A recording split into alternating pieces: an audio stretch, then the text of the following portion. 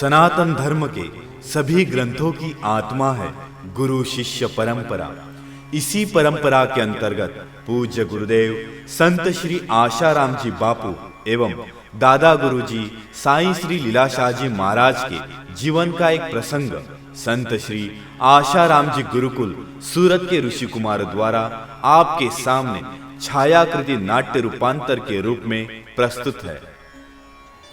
गुरुदेव की छोटी सी आज्ञा का पालन हमारे जीवन को आत्मानुभूति की ओर कैसे ले जाता है, इसका जीवंत उदाहरण है पूज्य बापूजी के जीवन का यह प्रसंग।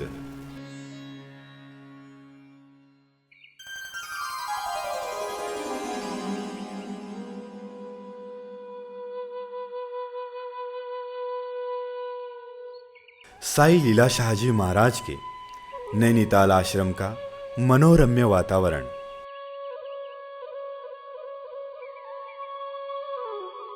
कुछ भक्तगण साईं जी के दर्शन हेतु आगरा से पधारे हैं। साईं श्री लीलाशाह जी महाराज का आगमन।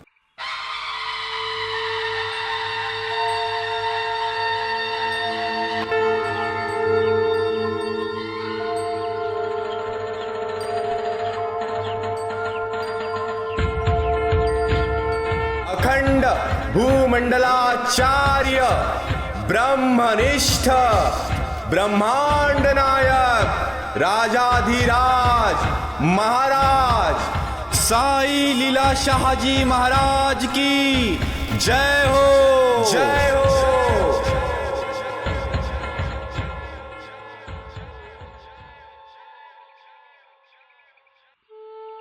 साईं लीलाशाह जी भगवान सबसे हालचाल पूछते हैं।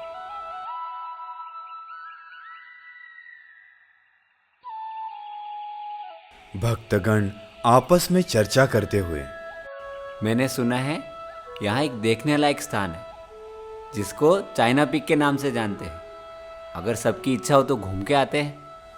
हाँ यार, सुना तो मैंने भी है, बहुत ही अच्छा नज़ारा है वहाँ का।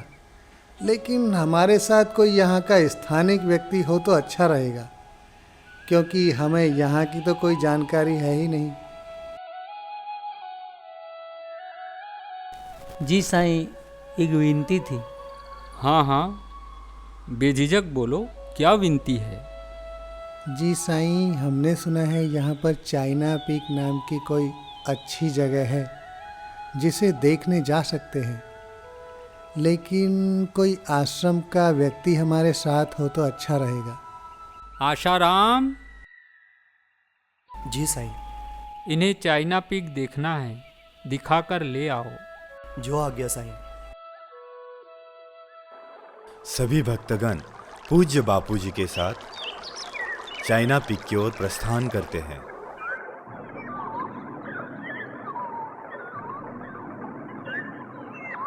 नैनीताल के जंगल से चाइना पीक की ओर जाते समय वातावरण अचानक से बदल जाता है।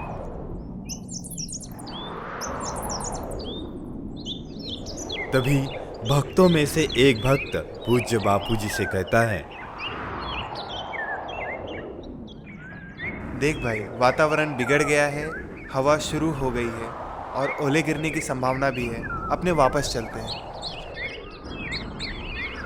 लेकिन पूज्य बापूजी उन्हें अनुनय विनय करके बोलते हैं, अरे भैया, अभी थोड़ा ही दूर है, अभी हम पहुंचने ही वाले हैं।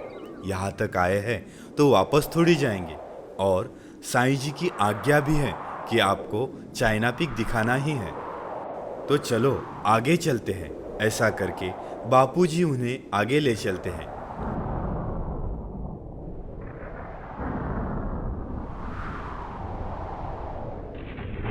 थोड़ी ही देर में ऊपर से कुछ लोग वापस आते नजर आते हैं, तो एक भक्त बापूजी से बोलता है, देखिए, ऊपर से लोग वापस आ रहे हैं। लगता है ऊपर वातावरण कुछ ज़्यादा ही खराब है, हमें ऊपर नहीं जाना चाहिए। चलो चलो, हम वापस चलते हैं।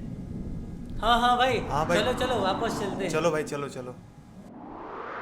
पूज्य बापूजी हाथा जोड़ी करके फिर से उन्हें मना लेते हैं, अरे अभी कुछ समय का ही तो रास्ता है, हम पहुंचने ही वाले हैं, बस थोड़ा सा ही दूर है, चलो चलते हैं। और गुरुदेव की आज्ञा भी है कि आपको चाइना पीक दिखाना ही है, तो हम वापस कैसे जा सकते हैं?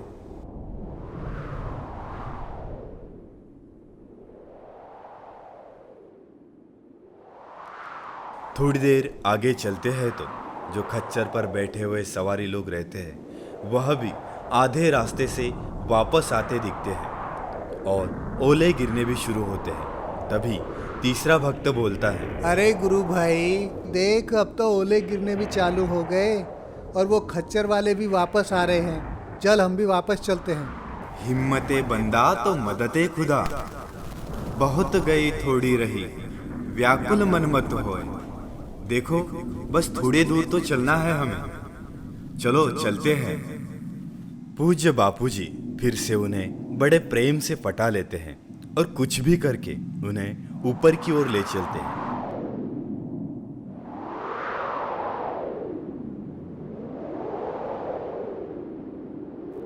देखते ही देखते सभी भक्तों के साथ पूज्य बापूजी चाइना पीक पर पहुंचते हैं और वहां पहुंचते ही वहां का मौसम एकदम साफ हो जाता है। सभी आनंद विभोर हो जाते हैं और पूज्य बापूजी की सराहना करते हैं। दूरबीन से सामने वाले पहाड़ी का नज़ारा देखते हैं, जहां से बद्रीनाथ की पहाड़ी का नज़ारा बहुत ही रमणीय दिखता है। वहां का माहौल देखकर सभी आनंदित हो जाते हैं।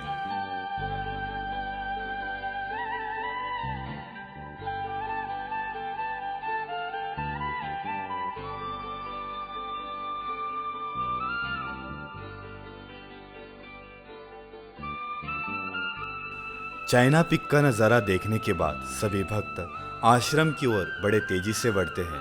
पूज्य बापूजी अपनी फकीरी मौज में भक्तों के पीछे चलते हैं।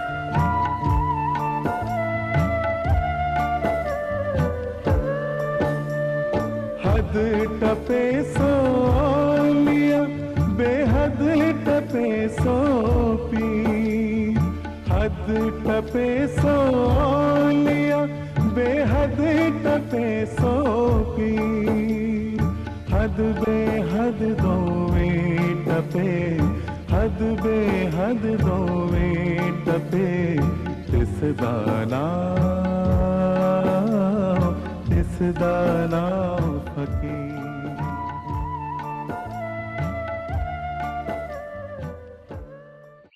सभी भक्त आश्रम में पहुंचकर साईं लीलाशाह भगवान को प्रणाम करते हैं। तभी साईं जी कहते हैं, चाइना पीक देख आए, लेकिन मौसम तो खराब हो गया था ना? हाँ साईं, मौसम तो खराब हो ही गया था, लेकिन आपने जो आपका शिष्य भेजा था ना आशाराम, गजब की इच्छा शक्ति है उसकी। हमारे लाख मना करने पर भी गुरु जी की आज्ञा है, गुरु जी की आज्ञा है कहकर हत्ता जोड़ी करके हमें ऊपर तक लेकर गया। वहाँ जाकर तो साईं चमत्कार हो गया, चमत्कार। जैसे ही हम ऊपर गए ना तो मौसम एकदम साफ हो गया। देखा, जो गुरु जी की आज्ञा मानता है उसकी आज्ञा प्रकृति भी मानती है।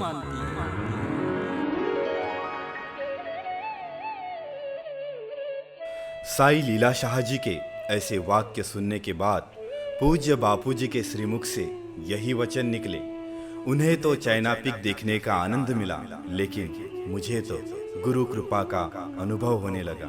जय राम जी की। गुरु कृपा ही केवलम शिष्यस्य परम मंगलम। पूज्य गुरुदेव के जीवन का यह प्रसंग हमें यह प्रेरणा देता है कि गुरु की आज्ञा का पालन करने से प्रकृति भी हमारे अनुकूल हो जाती है। भले ही आज परिस्थितियां विपरीत नजर आती हो, फिर भी हमें डटकर गुरु सेवा में लगना चाहिए।